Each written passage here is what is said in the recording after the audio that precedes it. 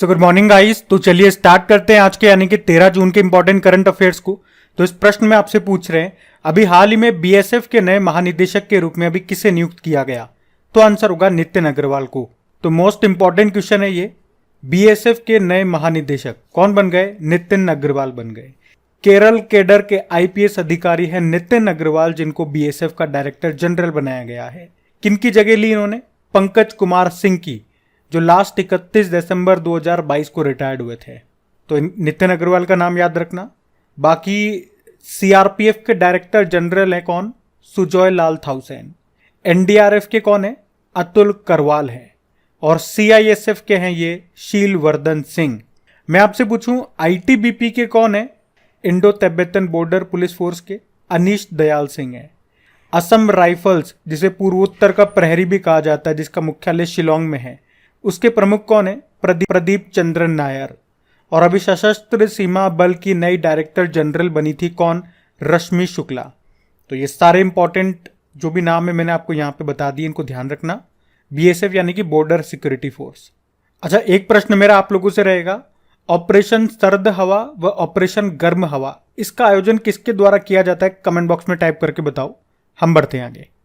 फिर बताइए, अभी हाल ही में किस देश ने पहला महिला हॉकी जूनियर एशिया कप 2023 को जीता? तो आंसर होगा भारत ने।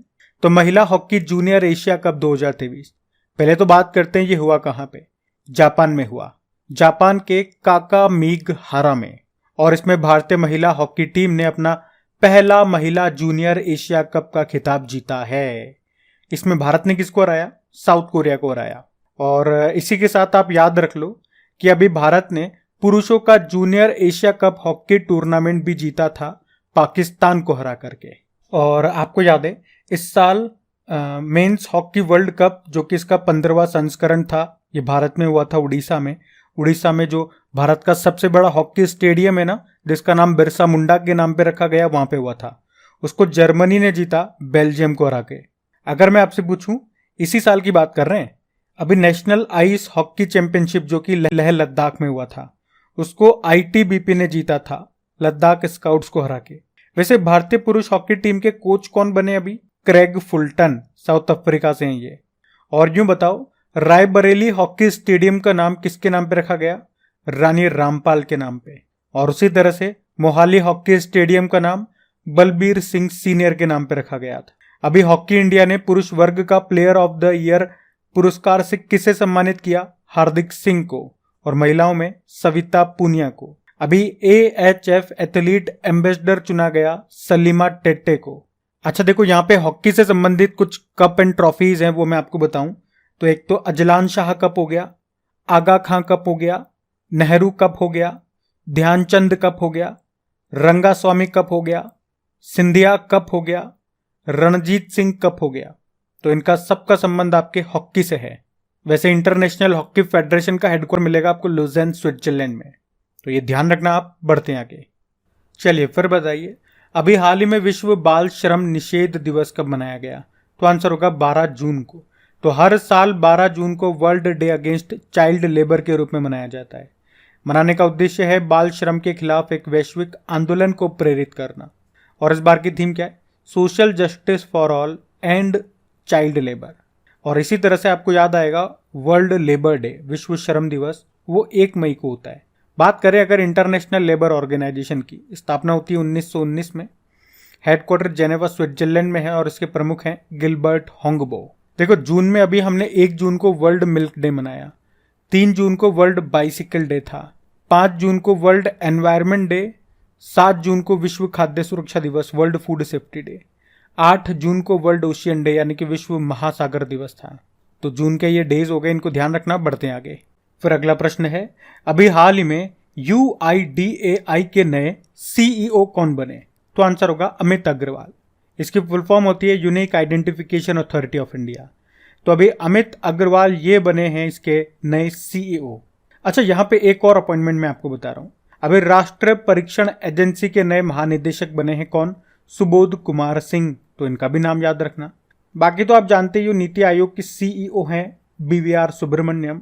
और अभी फेडरल रिजर्व बैंक की पहली उपाध्यक्ष बनी थी सुष्मिता शुक्ला। और शुक्ला से याद रखना, एक रश्मि शुक्ला आपने पढ़ा था, सशस्त्र सीमा बल की डायरेक्टर जनरल बनी। और अमित अग्रवाल से याद रखना, नितिन अग्रवाल का नाम, बीएसएफ के नए महानिदेशक बने। हम बढ़ते हैं आगे। चलिए फिर बताइए, अभी हाल ही में चर्चा में रहा जल जीवन मिशन की शुरुआत ये कब की गई? तो आंसर होगा 15 अगस्त 2019 को। अब ये चर्चा में क्यों है? तो अभी वर्ल्ड हेल्थ ऑर्गेनाइजेशन के कारण ये चर्चा में है, क्योंकि डब्ल्यूएचओ ने इसे महत्वपूर्ण कार्यक्रम माना है और कहा है कि अगर इस मिशन को भारत में अच्छे से लागू किया जाए तो भारत में 4 लाख लोगों को डायरिया से होने वाली मौतों से बचाया जा सकेगा। जल जीवन मिशन की बात करें, इसकी शुरुआत होती है 15 अगस्त 2019 को, जिसका उद्देश्य है 2024 तक सभी राज्य के ग्रामीण क्षेत्रों में पानी की सुविधा उपलब्ध कराना। अच्छा, 2-3 प्रश्न तो आपके आराम से बन जाएंगे यहाँ पे, जैसे कि भारत का पहला हर घर जल प्रमाणित जिला कौन सा है? मध्य प्रदेश का बुरहानपुर। और भारत का पहला हर घर जल प्रमाणित राज्य कौन सा है? तो गोवा है। और अभी पहला जल सम्मेलन का आयोजन हुआ था कहाँ पे? न्यूयॉर्क में। वर्ल्ड वाटर डे कब मनाते हैं? 22 मार्च को। चलो यूं बताओ, अभी चौथे राष्ट्रीय जल पुरस्कार 2022 में टॉप पे कौन है? तो टॉप पे मध्य प्रदेश है, जबकि जिला कैटेगरी में उड़ीसा का गंजम जिला टॉप पर है। अच्छा यूं बताओ, अभी जल मंत्रालय ने पहली बार जल निकाय मतलब जैसे तालाब, झील, टैंक वगैरह जो वाटर बॉडीज हो गई उनकी गणना है। तो सबसे ज्यादा वाटर बॉडीज ये जल निकाय किस राज्य में है? पश्चिम बंगाल में। और सबसे कम सिक्किम में है। अभी पानी की कमी से निपटने के लिए जल बजट पेश करने वाला पहला राज्य कौन सा बना? केरल। और अभी जल मेट्रो परियोजना वाला भारत का पहला शहर कौन सा बना? कोच्चि, केरल का कोच्चि। और भारत की पहली वाटर टैक्सी सेवा कहाँ शुरू हुई? मुंबई में। और पानी के नीचे कौन सी मेट्रो चलाई जाएगी? कोलकाता मेट्रो, हुगली नदी के नीचे। और आप जानते हो 24 घंटे 7 दिन नल से स्वच्छ जल देने वाला पहला शहर बना था उड़ीसा का पुरी। वाटर प्लस सर्टिफिकेट पाने वाला पहला शहर इंदौर है। और वैसे हमारे जल शक्ति मंत्री कौन है? गजेंद्र सिंह शेखावत। तो ध्यान रखना ये। बढ़ते हैं आगे। चलिए फिर बताइए, अभी हाल ही में संयुक्त राष्ट्र ने किस देश को दी जाने वाली खाद्य सहायता को रोक दिया? तो आंसर होगा इथियोपिया। तो अभी संयुक्त राष्ट्र खाद्य कार्यक्रम ने अभी 9 जून को अस्थायी रूप से इथियोपिया को दी जाने वाली खाद्य सहायता को रोक दिया है। अब आप पूछोगे कि ऐसा क्यों किया? क्योंकि इस अफ्रीकी देश इथियोपिया में ये जरूरतमंद लोगों तक नहीं पहुंच पा रही थी। इसीलिए आपको बता दूं, देश के 120 मिलियन की आबादी में से लगभग 20 मिलियन इथियोपियाई सूखे और संघर्ष के कारण खाद्य सहायता पर ही निर्भर हैं। हमने बात करी वर्ल्ड फूड प्रोग्राम की। इसकी स्थापना होती है 1961 में और हेडक्वार्टर है रोम, इटली में। रोम, इटली में आपको फूड एग्रीकल्चर ऑर्गेनाइजेशन का भी मुख्यालय मिलेगा, जिसकी स्थापना होती है 16 अक्टूबर 1945 को। अब आप मुझे बताओ 16 अक्टूबर को कौन सा डे मनाते हैं हम? और एक और प्रश्न का उत्तर दो, अभी वर्ल्ड फूड सेफ्टी डे ये कब मनाया गया? अच्छा, वर्ल्ड फूड प्रोग्राम का उद्देश्य क्या है? भूखमरी को खत्म करना और 120 से अधिक देशों में खाद्य सुरक्षा को बढ़ावा देना। इसे भूख से निपटने के प्रयासों के लिए 2020 में शांति का नोबेल पुरस्कार भी मिला था। वैसे इसके कार्यकारी निदेशक हैं सिंडी मैककेन, ये अमेरिकी हैं। अच्छा, इथियोपिया देश की भी बात हुई है ना, तो स्टैटिक यहाँ से भी बन जाएंगे। इसकी कैपिटल होती है एडिस अबाबा और इथियोपियाई बिर इसकी करेंसी है। प्रधानमंत्री हैं अबे अहमद। तो ये आप ध्यान रखना। बढ़ते हैं आगे। चलिए फिर बताइए, अभी हाल ही में इंटरनेशनल एयर ट्रांसपोर्ट एसोसिएशन के बोर्ड ऑफ गवर्नर्स के अध्यक्ष के रूप में किसे चुना गया? तो आंसर होगा पीटर एल्बर्स को।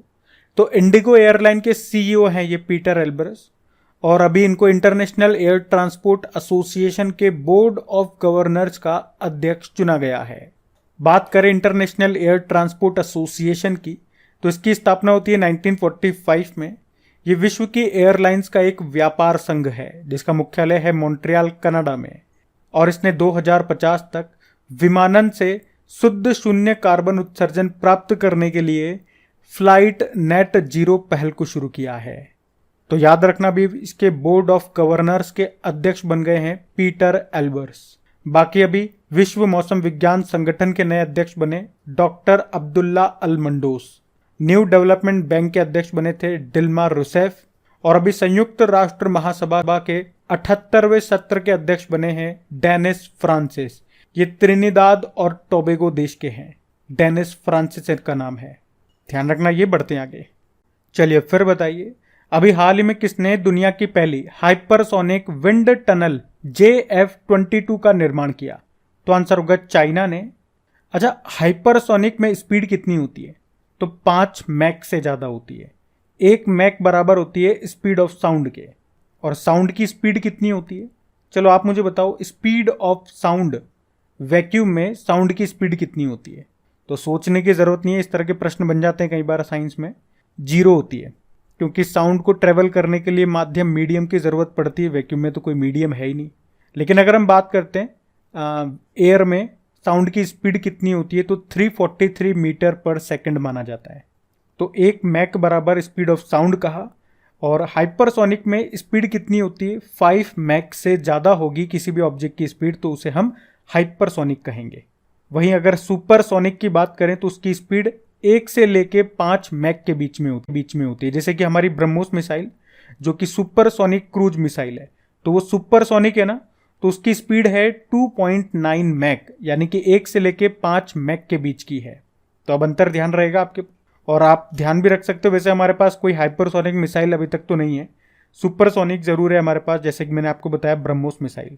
बाकी इस प्रश्न की हम चर्चा करें तो अभी चाइना ने बीजिंग में दुनिया की सबसे शक्तिशाली हाइपरसोनिक विंड टनल का निर्माण किया और इसी का नाम रखा है JF-22, जिसका व्यास यानी कि डायमीटर 4 मीटर का है और ये प्रति सेकंड 10 किलोमीटर तक की उच्च वायु प्रवाह गति उत्पन्न कर सकता है। अच्छा, अभी आपको याद है 5000 साल पुराने पेड़ को दुनिया के सबसे पुराने पेड़ के रूप में मान्यता दी गई। कहाँ पे? तो आंसर होगा चिली देश में, और इसे महान दादाजी का उपनाम दिया गया। अच्छा, यूं बताओ, शराब पर स्वास्थ्य चेतावनी लगाने वाला पहला देश कौन सा बना? तो आंसर होगा आयरलैंड। और दुनिया का सबसे बड़ा नार्को स्टेट कौन सा देश बना? सीरिया बना। बाकी देखो, बात यहाँ पे चाइना की है, तो ये रहा मैप में चाइना की कैपिटल बीजिंग हो गई। और शंघाई कोऑपरेशन ऑर्गेनाइजेशन और एशियन इंफ्रास्ट्रक्चर इन्वेस्टमेंट बैंक का हेडक्वार्टर यहीं पर है। करेंसी रेनमिन भी हो गई, प्रेसिडेंट है शी जिनपिंग। अच्छा, अभी चाइना के पहले और दुनिया के 17वें विश्व शतरंज चैंपियन कौन बने थे? डिंग लिरेन बने थे। और अभी चाइना ने 2028 में अंतरिक्ष में एक सौर ऊर्जा संयंत्र शुरू करने की घोषणा की है। अच्छा, यहाँ का जो शंघाई शहर है वो किस नदी के किनारे स्थित है? यांगतीसी नदी के किनारे। ये एशिया की सबसे लंबी नदी है। और एशिया का शोक ये किस नदी को कहा जाता है? हुआंगहो नदी को। स्टील के उत्पादन में नंबर 1 चाइना है, सेकंड नंबर पे भारत है। तो ये ध्यान रखना, बढ़ते हैं आगे। चलिए फिर बताइए, अभी हाल ही में किस राज्य के इशाद आम को जीआई टैग मिला? तो आंसर होगा कर्नाटक। तो अभी उत्तरी कर्नाटक के अंकोला के करी इशाद आम को जीआई टैग मिला है। इशाद आम, इसके 2 प्रकार होते हैं, करी इशाद और बिली इशाद। करी इशाद, इनकी त्वचा जो इनका जो छिलका होता है इतना पतला होता है, बहुत पतला होता है, और गुदा बहुत ज़्यादा होता है इनमें और बहुत मीठे होते हैं ये। और जो बिली इशाद है उनका छिलका भी मोटा होता है, गुदा भी कम होता है, मिठास भी कम होती है। तो अभी जीआई टैग किसको मिला है? कर्री इशाद आम को मिला है। इसका संबंध कर्नाटक से है, ये याद रखना। अभी आपको याद होगा कुछ समय पहले उत्तर प्रदेश के लंगड़ा आम को भी जीआई टैग मिला था, और मध्य प्रदेश के रीवा के सुंदरजा आम को जीआई टैग मिला था। अल्फांसो आम तो आपने सुना ही होगा, महाराष्ट्र का है अल्फांसो आम, इसको जीआई टैग मिल चुका है। और अभी हमने पढ़ा था सबसे ज्यादा जीआई टैग उत्पादों के मामले में दूसरे स्थान पे उत्तर प्रदेश आ गया, पहले पे तमिलनाडु है, तीसरे पे कर्नाटक है। अभी गुजरात की माता नी पछेड़ी जो कि एक प्राचीन वस्त्र कला है उसको भी जीआई टैग मिला था। मध्य प्रदेश की गोंड पेंटिंग को जीआई टैग मिला, और मध्य प्रदेश के मुरैना जिले की गजक को जीआई टैग मिला। अभी जम्मू कश्मीर की बसोहली पेंटिंग को जीआई टैग मिला। बिहार के मरचा चावल को जीआई टैग मिला। और अभी हमने कहा बनारसी पान और बनारसी लंगड़ा आम को जीआई टैग मिला। छत्तीसगढ़ के धमतरी जिले के नागरी दूबराज चावल को जीआई टैग मिला। हिमाचल प्रदेश के कांगड़ा चाय को यूरोपीय जीआई टैग मिला। ये अच्छा प्रश्न हो गया। बाकी जीआई टैग की बात करें तो जीआई मतलब ज्योग्राफिकल इंडिकेशन अधिनियम आया 1999 में, लागू हुआ 2003 में, पहला जीआई टैग मिला था 2004 में दार्जिलिंग टी को जो कि पश्चिम बंगाल की है। तो ये भी ध्यान रखना, बढ़ते हैं आगे। चलिए फिर बताइए, अभी हाल ही में एप्सन इंडिया ने किसे अपना ब्रांड एम्बेसडर बनाया? तो आंसर होगा रश्मिका मंदाना को। तो अभी एप्सन इंडिया ने अपने इको टैंक प्रिंटर के लिए रश्मिका मंदाना को अपना ब्रांड एम्बेसडर बनाया है। तो आपने देखा होगा एप्सन के जो होम प्रिंटर आते हैं तो उन्हीं की ये ब्रांड एम्बेसडर बनी है। अभी गुची की ब्रांड एम्बेसडर बनी थी कौन? आलिया भट्ट। और अभी सोनी स्पोर्ट्स नेटवर्क ने अपना टेनिस एम्बेसडर बनाया था सानिया मिर्जा को। सचिन तेंदुलकर, अभी महाराष्ट्र सरकार ने मौखिक स्वच्छता अभियान के लिए सचिन को स्माइल एम्बेसडर नामित किया था। और अभी सेवलॉन इंडिया ने दुनिया का पहला हैंड एम्बेसडर भी बनाया था सचिन को। अभी यूनिसेफ इंडिया ने बाल अधिकारों के लिए राजदूत बनाया था आयुष्मान खुराना को। और स्टार स्पोर्ट्स के ब्रांड एम्बेसडर बने थे एक तो रणवीर सिंह और एक ऋषभ पंत। अभी त्रिपुरा पर्यटन के ब्रांड एम्बेसडर बने थे सौरव गांगुली। अच्छा, अब हम कल के करंट अफेयर्स का क्विक रिवीजन करेंगे। तो पहला प्रश्न आपसे पूछा था फ्रेंच ओपन 2023 में पुरुष एकल का खिताब किसने जीता? नोवाक जोकोविच ने। ये सर्बिया के टेनिस प्लेयर है। फिर आपसे पूछा अभी किसने पहली बार विश्व टेस्ट चैंपियनशिप का खिताब जीता?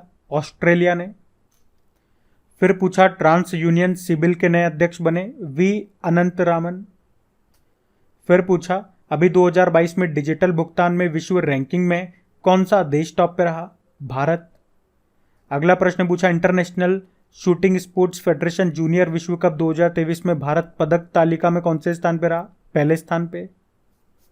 फिर आपसे पूछा अभी भगवान वेंकटेश्वर मंदिर का उद्घाटन कहाँ पे किया गया? जम्मू में।